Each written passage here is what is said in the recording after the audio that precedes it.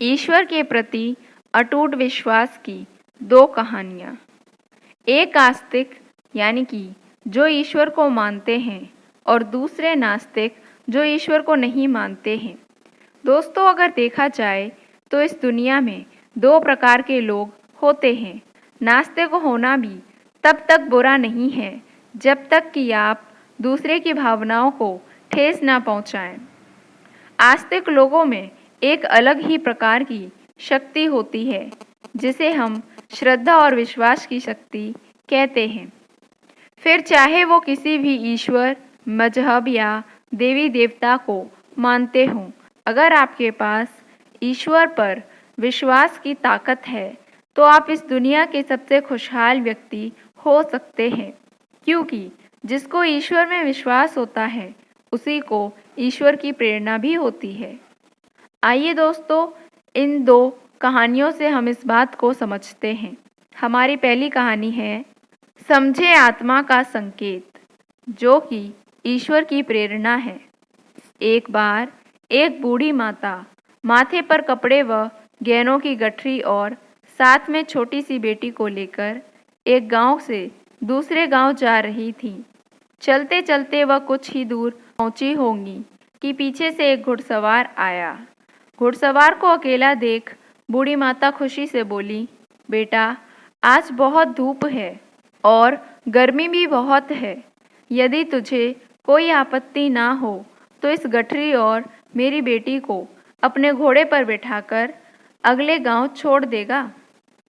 घुड़सवार बोला, ना माई, इतना वजन मेरा घोड़ा नहीं संभाल पाएगा।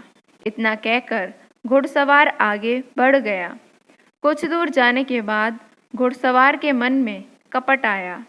उसने सोचा, बूढ़ी माता की बेटी बड़ी ही सुंदर है और हो ना हो उस गठरी में कुछ कीमती सामान होगा। अगर मैं उसे लेकर कहीं बेच भी दूं तो बुढ़िया मेरा क्या बिगाड़ लेगी। ऐसा सोचकर वह वहीं पर ठहर गया।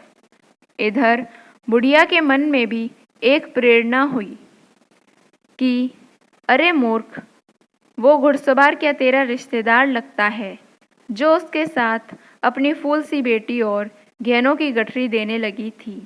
वो तो भगवान का शुक्र है जो उसने मना कर दिया, वरना वो कहीं लेकर चला जाता तो। राम राम। यह सोचकर बुढ़िया की रूह कांप गई। तभी बुढ़िया और उसकी बेटी वहां पहुंच गई जहां घुड़सवार उनका इंतजार कर रहा था। घुड़सवार बोला, माई, धूप बहुत है, ला दे अपनी गठरी और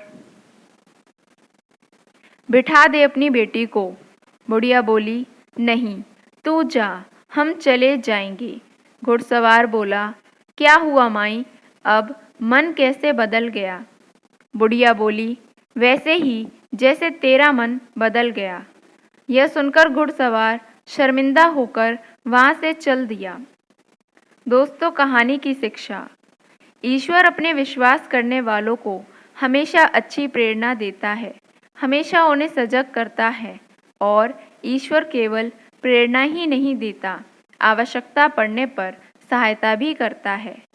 अब दोस्तों, आप पूछोगे कि कैसे, तो चलिए जानते हैं इसको हमारी दूसरी कहानी से। हमारी दूसरी कहानी है ईश्वर ने की सहायता।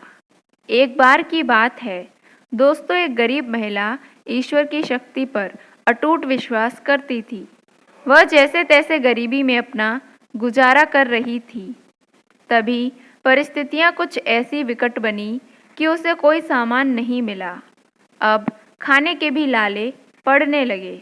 थक हार कर रेडियो पर उसने ईश्वर से मदद की गुहार लगाई कि ईश्वर उसकी सहायता करें। यह प्रसारण एक घमंडी नास्तिक सेठ ने सुन लिया। उसने इस गरीब महिला का मजाक उड़ाने की सोची ताकि उसका ईश्वर पर विश्वास डिग जाए। उस सेठ ने अपने एक नौकर को बहुत सारा राशन और सामान देकर उस गरीब महिला के घर भेजा और कहा कि वो पूछे कि किसने भेजा है तो कहना शैतान ने भेजा है। नौकर सारा सामान लेकर गरीब महिला के घर गया और सब सामान महिला के घर में रखवा दिया। अब महिला ने पूछा कि किसने भेजा है, तो नौकर बोला, शैतान ने भेजा है। तब महिला ने जो कहा, दोस्तों उस बात को सुनकर नौकर के होश उड़ गए। आइए आपको बताते हैं कि महिला ने क्या कहा। वह महिला बोली, मुझे मेरे ईश्वर पर पूरा भरोसा है। जब वो आदेश देता है तो शैतान को भी उसके आदेश का पालन करना पड़ता है।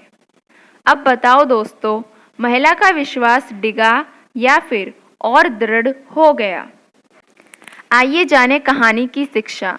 इसलिए दोस्तों, हमें हमेशा ईश्वर पर भरोसा करके कर्म करना चाहिए। उम्मीद है ये कहानी आपको अच्छी लगी होगी। धन्यवाद।